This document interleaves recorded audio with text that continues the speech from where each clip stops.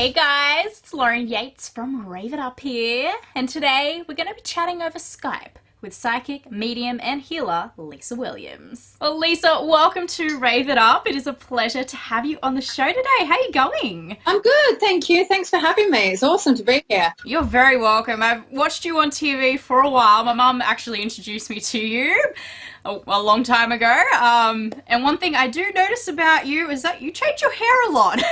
All the time. So the short spiky hair had to go, and I always say it went with the husband because the husband went and the hair went. And but yeah, my hair is always changed. It's almost like I'm Madonna. I'm reinventing myself. Well, don't they say after a breakup, women have to change their hair, you know? Thank God, all the time. But God knows how many breakups I've had because I just keep changing my hair. Keeping it fresh and new and funky. I like it. Absolutely. Now, since this is your first time on the show, we'd actually love to start from the beginning before we talk about your latest projects to get a good idea of how you made it to where you are today. Yeah, sure. Now, I was going to ask whether it was scary when you first saw spirits, but you didn't actually know they were dead, I read. Is that correct?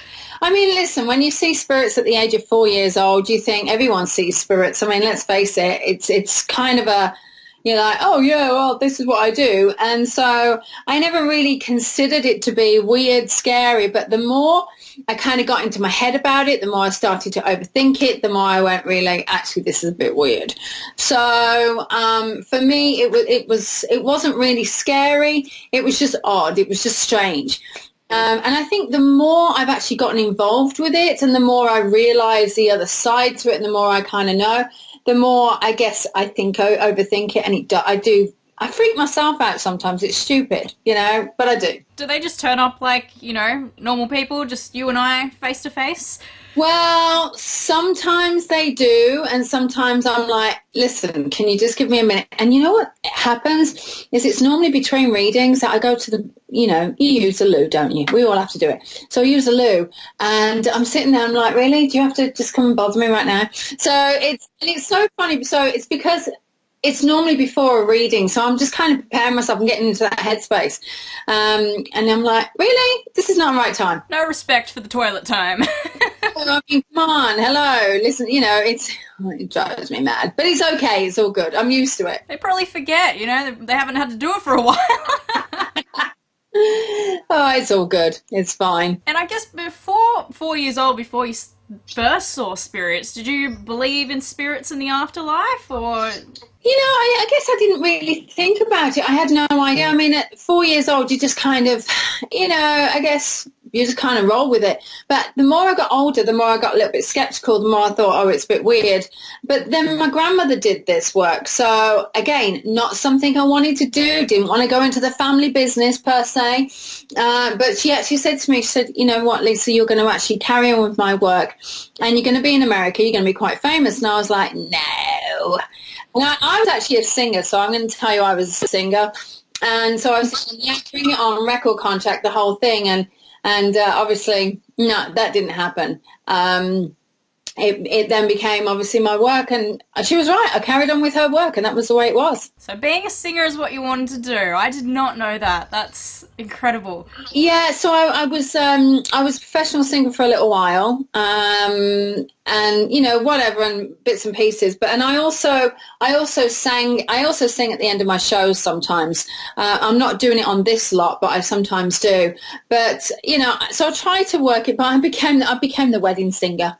I always say I'm the wedding singer. Well, at least you got to do it one time in your life, right? I know. It's all good. Now, in the beginning, it was all word of mouth, no advertising, and this is really exciting. You were invited to the US by Merv Griffin, and he created the hit TV shows Life Among the Dead and Voice from the Other Side.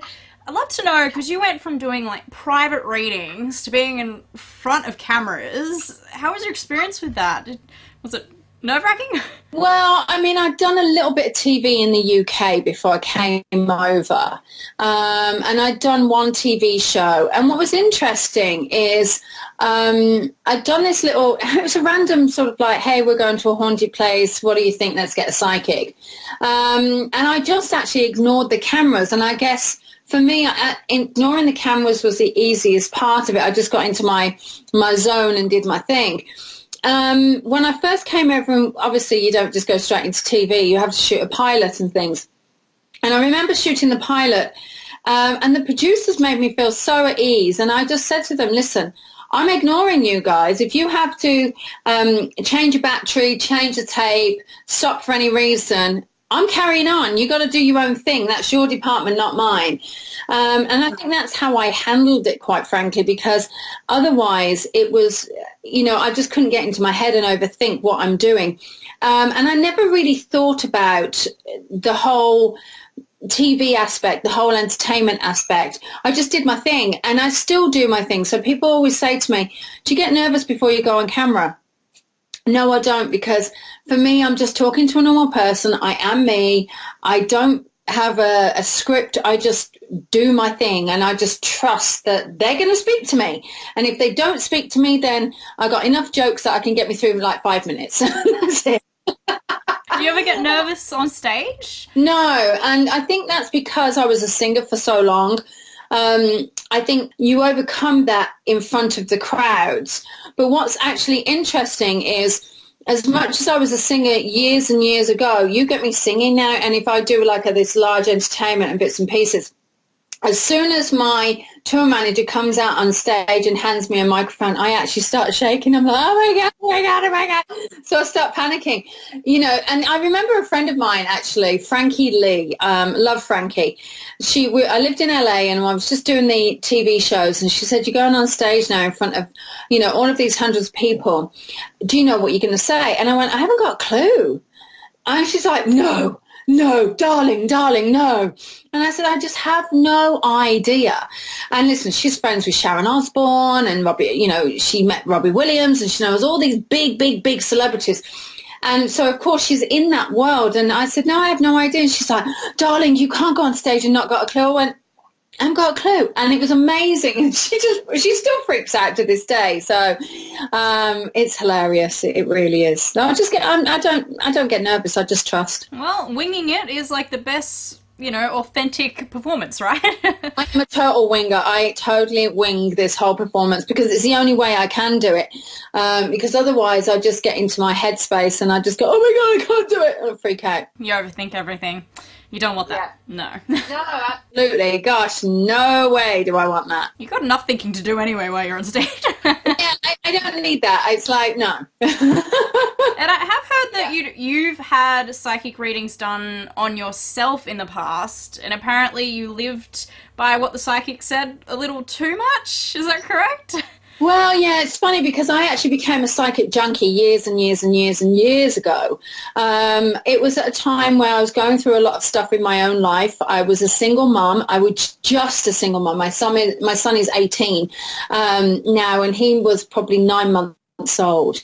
And, I just spoke with his dad, and I kind of got into that headspace and freaked out. And I just didn't know which way to turn. And because I was doing this work, I just didn't know what to do, and I became a bit of a psychic junkie. So now I'm very passionate about not creating psychic junkies because I do know what it can do, and I do know it's actually detrimental to people and their mental health.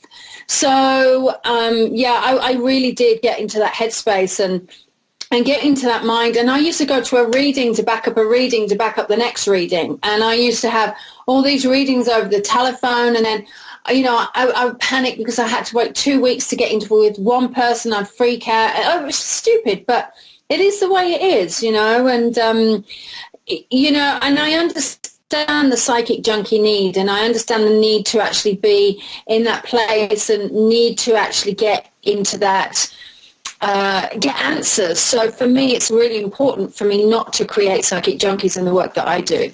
Can you actually do a reading on yourself now, or it doesn't work like that? Oh, hell no. I can't do any readings on myself. And to be honest with you, I don't think I'd want to because I think I overthink it, So I remember recently when I was getting into that space and I was like, oh, what's going to go on in my relationship? And I would often think about it, but then my own head goes in, and when you ask a question, you get sort of like some form of answer, and you think to yourself, oh, what's that? really, we overthink it, and my mind steps into it, so I don't even bother now. I just trust. Good. I'd love to know, does your son have the gift too? Well, I mean, he does. He absolutely does. And he was a little bit of an atheist for a while. And now he's very much a religious Methodist. He's off to some Christian camp this weekend. He does believe in what I do. He's a little on the fence about it. I think it's mainly because of the whole Christian thing. Where I live, it's very, very religious. So, he's open to it for sure, but he also gets into his head about, oh, Mum, you speak to dead people, that's a bit weird, it says in the Bible. So then I just say to him, listen, read Corinthians. It'll tell you about the gifts of God. And he's like, oh, okay. He's still learning. Oh God, absolutely. He's 18. I mean, come on. I've only just realized who I am now, and I'm 45. So it's, I can't expect him to know who he is at 18. Yeah, he's got a long way to go. Oh, yeah, definitely. Yeah. Now, you've done readings on Oprah and Keeping Up with the Kardashians. How is it doing readings for celebrities? Do you ever get starstruck yourself? No, I was funny because I was only thinking about this today, and I'm talking about it actually, where the only time I got starstruck was when I had Princess Diana that came through in a reading. But I don't get starstruck because, quite honestly, how I see it, I lived in LA. Okay, let's face it. I lived in LA. I lived in Hollywood. My first meditation CD was recorded in Ozzy Osbourne's studio. So, I've spent time with Sharon. I've spent time with Ozzy and her kids and Slash from Guns N' Roses. I've met all of these like famous people who, you don't normally see in everyday life, but in that space, they became my friends. So these celebrities actually became my friends because I lived in Hollywood. But in reality, I realize these people still have problems. They still have dead people. They still have issues. So you can't really see them as an A-lister. They are still people that have their own issues. Absolutely. It's like when people ask because of my interviews, do you ever get starstruck? It's like, no, they're just normal people. Everyone has a story, and I love to share it. That's right. And I think it's important that people realize that because, I even get it today. I mean, I was sitting and, these people were waiting for me to do a book sign. I sat down. I went, hello. And she went, oh, my God, it's Lisa Williams. And I was like, it's just me. She went, oh, listen to you. It's just me. And I said, you don't realize I'm just a normal person just like you are. I just have a very different job. And you see my job, and my job happens to be the fact that I'm in your TV, or in your computer every night. So it's just a very different world. It is. And the more you're around the celebrities, they do turn into friends, and you don't see them as celebrities anymore. No, and they're not, and it's very normal. I was very blessed to have a mentor, Merv Griffin, who was a huge celebrity in his own right. And, when you're on Jimmy Kimmel and people like that, and Oprah, you're on TV with all of these big, famous people like Larry King and, all of these amazing people, but they're just normal people. And you sit in the green room, you chat, how many kids have you got, blah, blah, blah. And it just becomes this, hey, how are you kind of thing. It's just very different. It's just a normal thing. You'd be surprised at how normal celebrities are. We just have really cool jobs. Yeah. Now, you are back in Australia as well for the 3-day self-empowerment conference on the Gold Coast from October the 19th to the 21st. So for those who are coming along, or will come along now after watching this interview, what can they expect from the conference, especially from you? Well, I am a medium, and I've just come out with this new book, Divine Wisdom. So really this book came about with a load of information that I just channeled. So I'm going to help people kind of get in touch with themselves, get in touch with their soul, kind of get inspiration, ideas from spirit, from wherever it's coming from, and get them to write it down. I'll also be really helping them find their own pathway in which direction they want to go.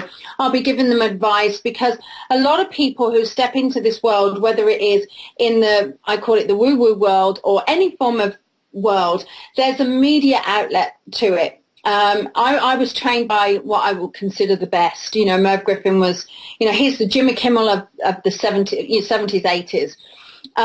So for me, you know, I have a lot of media experience, which I'll be sharing. I'll be sharing a lot of way of how to get out there in front of people, how to talk, how to speak, how to channel the information. So really, it's very multifaceted, this conference.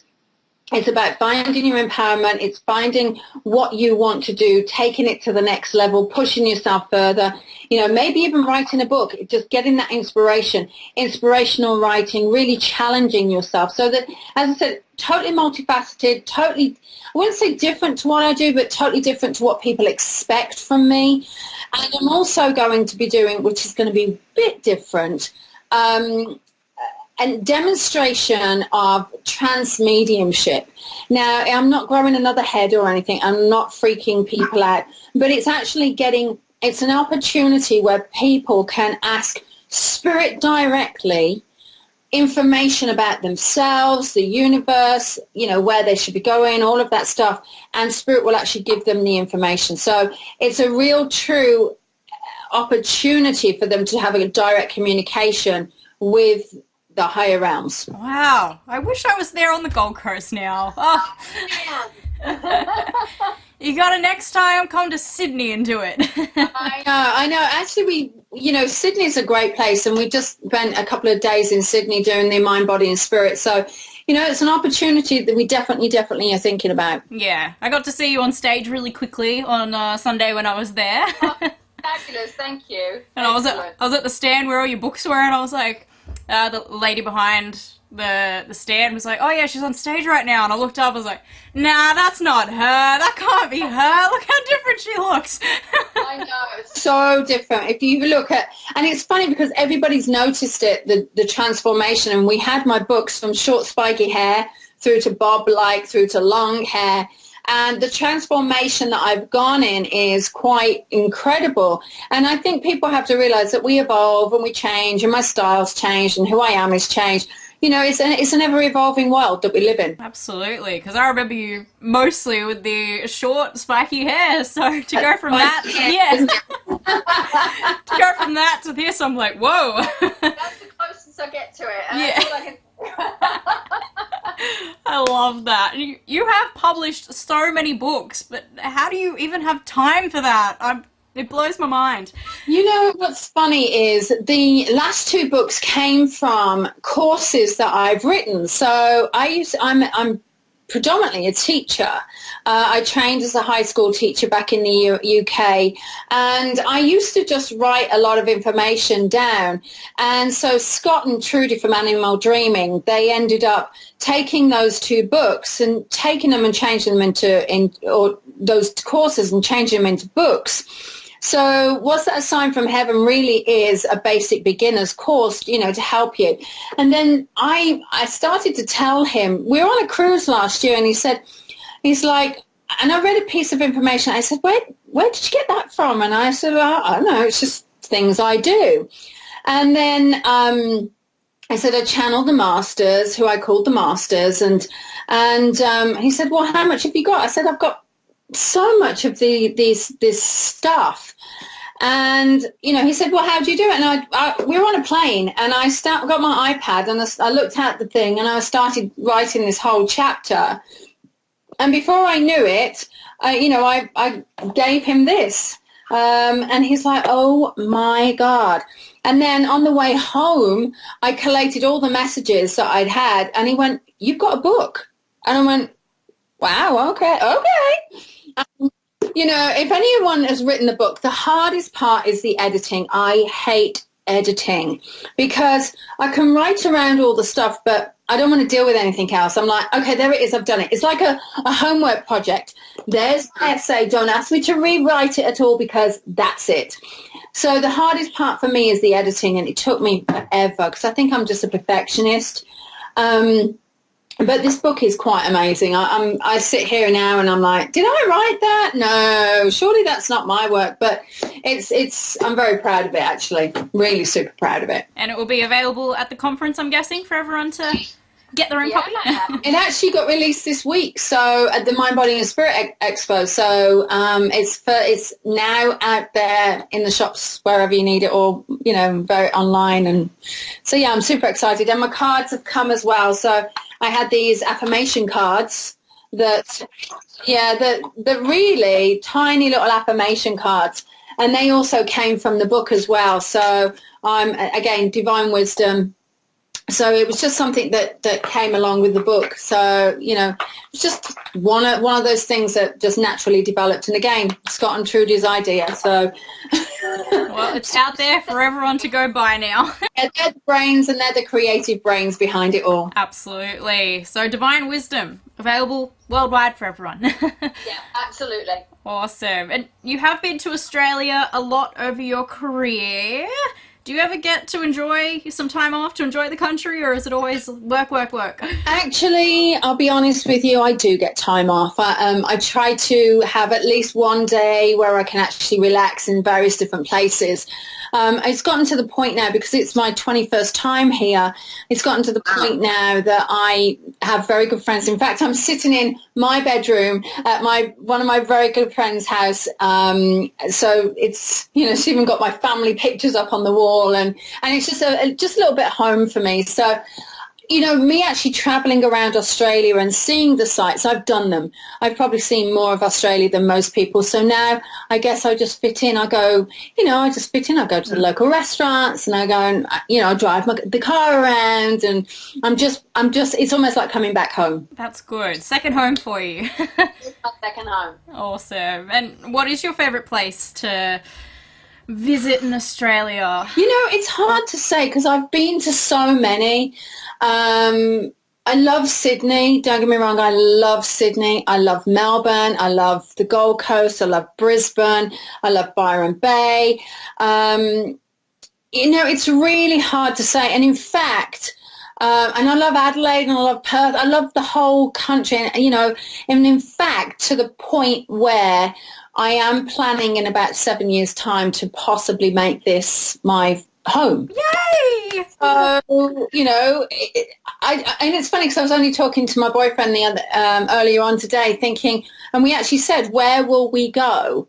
And I have no idea. But I just love Australia. Oh, well, you are welcome here. We'd love you here.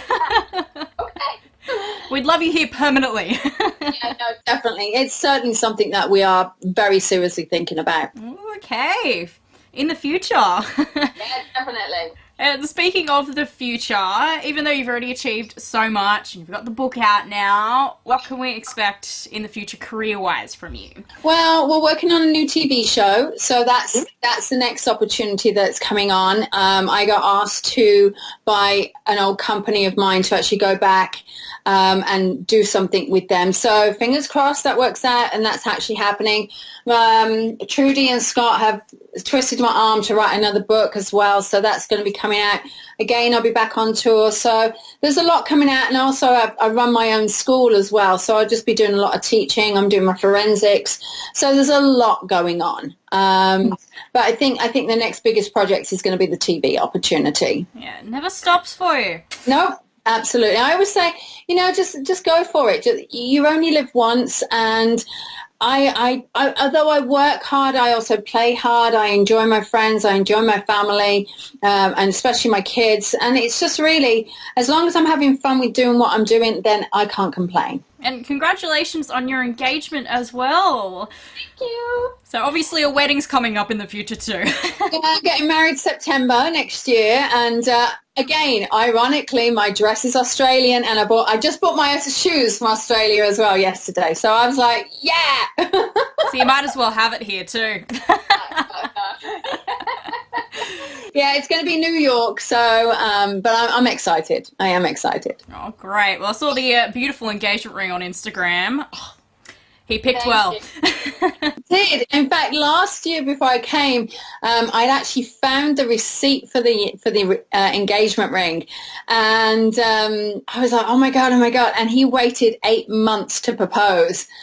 I knew it was coming, and then finally he actually did it when I took him back to England, and it was his thing that he wanted to do in my own home country. And he's like, when are we getting married? I'm like, can I just be engaged for a minute? And he's like, I've been waiting. I'm like, dude, you could have given me the engagement ring a little bit sooner. It's like, I've been waiting too. I know, exactly. But yeah, he's a great man. I'm very, very blessed. We've got a perfectly blended family. We have, we've got 2 kids between us, and we've got 3 dogs. So, I mean, we really do have a perfectly blended family, and I'm very grateful. And it's amazing what you do. I literally put it out to spirit. And 2 days later, he walked into my life, and, we met on Valentine's Day, and it was just amazing. Oh, I'm so happy for you. Thank you. I hope you have a life full of happiness with him. Thank you. And love. Absolutely. Now, Lisa, also, would you have any advice for the listeners who might want to follow their dreams of becoming a psychic or a medium? Obviously, you've got your courses on your website that they can go check out, but I would always say that whether it's being a psychic or whether it's a medium or whatever, I mean, always go to someone reputable to get some training, no matter whether that you've found out whether that person's hard or not. Or I would always go and follow your instinct. Always go and see what that person's like themselves, because people resonate with different people. But the other thing I would always say is whether or not you're a psychic, a medium, a healer, a piano player, I don't know, an artist, whatever you do, whether you're an accountant and you have a dream, is to follow it. To never lose sight of what you want. To always go and trust your instincts and don't follow the crowd. Because actually, I haven't got to where I've got now in this day by following the crowd. I've done it because I've just gone with the flow. I never force something. If something I'm finding that I'm forcing is not working, I walk away, because obviously I'm not meant to do it. And I would say if you have to force it, you're on the right path. You're on the wrong path. If you want it, and you truly want it, but there's obstacles, navigate around it. Just be free-flowing. Don't feel so rigid that it has to look a certain way. Be open to making change. And that's what's kept me going throughout life, is being open to making things change. Don't say it's got to look like this. It could look like that. And that's exactly how it worked for me, because I was so rigid. This is how my life was going to be. And I realized, actually, no, this is how my life is. And it's about being free-flowing. That is the best advice ever. And probably the best advice we've actually had on the show. So thank you. I try, I think it's important that people have to just take away from the rigidness and just go with it and surrender, actually, and just go, you know what, this is actually probably how my life is supposed to be. It's that sliding doors, missed opportunities. Do we do this? And again, and it's funny because I was actually thinking about my own situation today. I actually met my fiance through my ex-boyfriend, and I moaned at him, and I'm like, dude, I don't want anyone else to go skiing with us. It's Valentine's Day. There's no way. And he's like, well, I've got this guy, he's a great guy. We're working together. Why don't you? He's a really, really nice guy. He'll teach you to ski. I'm like, I hate you right now. It's Valentine's Day.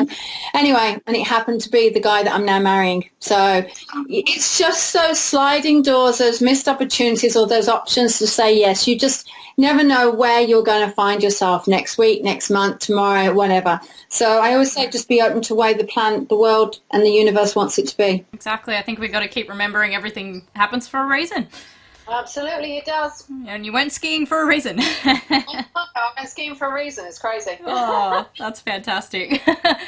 And before we go, Lisa, if the listeners would like to contact you or find out what you're up to, where should they go? They can just go to lisawilliams.com or Facebook. Again, I think I'm Lisa Williams Medium on there. Twitter, LW Medium, and, of course, Lisa Williams Medium on Instagram. So I'm all over the place. Just Google me. You'll find me. Perfect. Easy enough to find you. Thank you so much for coming on the show today, Lisa. I really appreciate your time. I know you're a busy woman. Absolutely, and thank you. Thanks for having me. Seriously, it's awesome. Very welcome. I'd love to have you on again in the future. So I'll be there. Hopefully next time we can actually have a chat in person. Cool. I'm all over that. Perfect. So let me know when you're in Sydney again and we'll organise it. Well, I hope you all enjoyed today's interview. And if you'd like to check out any of our other interviews, visit our website, raveituptv.com. All the podcasts and videos are there for you to enjoy. But for now, thanks for watching and we'll see you next time.